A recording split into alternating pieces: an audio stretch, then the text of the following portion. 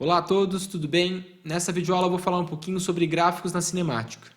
Vamos começar pelo movimento uniforme, tá? Então, no movimento uniforme, a posição varia de maneira constante, ou seja, a velocidade é constante, porque se a posição varia de maneira constante, eu sempre percorro a mesma distância no intervalo de tempo, certo? E qual que deve ser a cara do gráfico de posição por tempo? A equação horária da posição é S é igual a S0 mais VT. Se eu olhar essa equação, eu vejo que o S é o Y e o T é o X. Então, essa equação é do tipo Y igual a x mais B, onde o A, que é a inclinação, né, que é o coeficiente angular, é a velocidade, e o coeficiente linear, que é o corte no eixo Y, é a posição inicial. Ou seja, só olhando esse gráfico, eu sei que a posição inicial desse corpo aí é 100 metros, certo? E que a inclinação da reta, se eu fizer aí ΔY por ΔX, eu vou chegar na velocidade que, nesse caso, nesse gráfico específico, é negativa. Tá? Então, olhando um gráfico como esse, eu já sei que é um movimento uniforme e eu consigo extrair a posição inicial e a velocidade do corpo.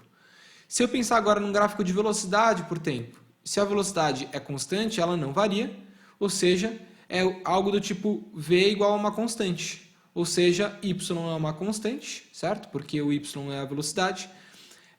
E esse é um movimento uniforme, cuja velocidade não varia no tempo. Ou seja, em qualquer instante que eu medir esse movimento, eu vou ter o mesmo valor de velocidade. Ela não varia.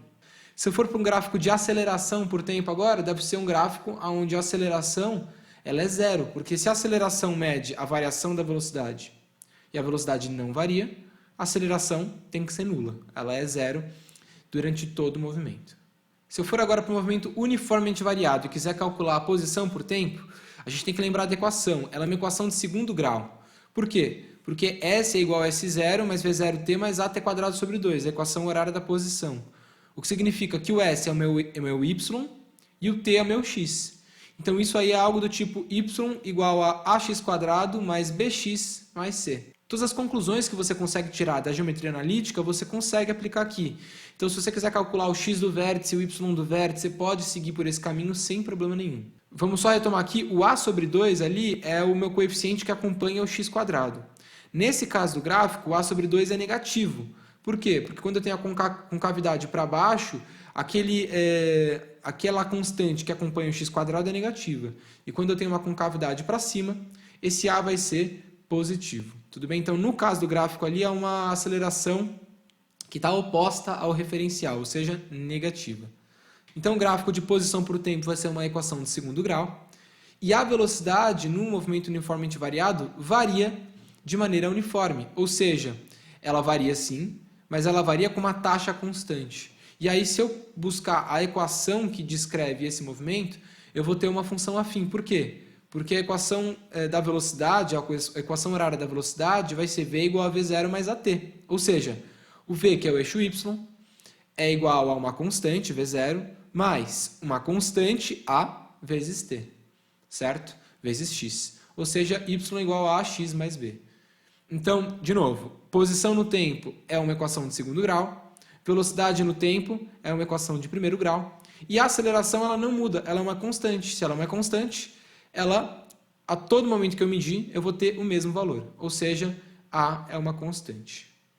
Então, você percebe que tem aí algumas relações entre o MRU e o MRUV. Então, por exemplo, o gráfico de posição do MRU é um gráfico parecido do gráfico da velocidade do MRUV.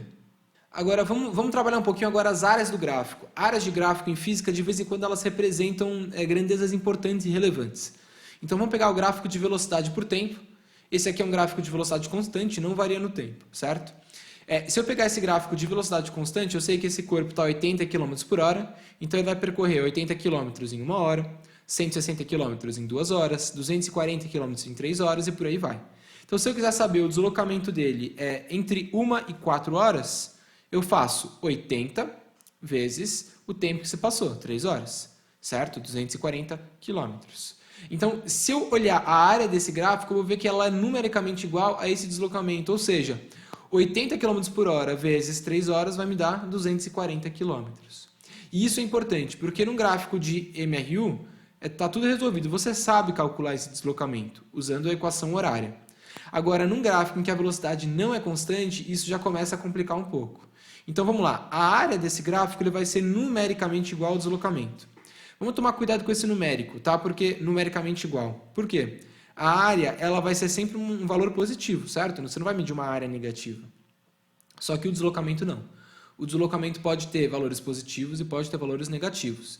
Então, a área vai te dar esse deslocamento, digamos, um valor absoluto dele, e aí você vai precisar refletir se esse valor deve ser positivo ou negativo. Vamos parar e pensar um pouquinho.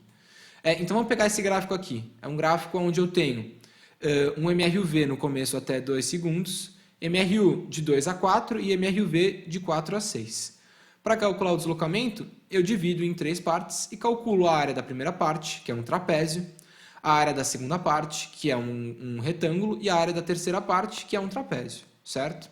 Você já sabe calcular a área de trapézio, sabe calcular a área de retângulo. O problema agora é quando eu venho com um gráfico como esse. E esse gráfico, vamos lá, de 0 até 10 ele é um gráfico de MRUV, de 10 até 15 é um gráfico de MRU, de 15 até 40 é um gráfico de MRUV, certo? A velocidade varia de maneira constante.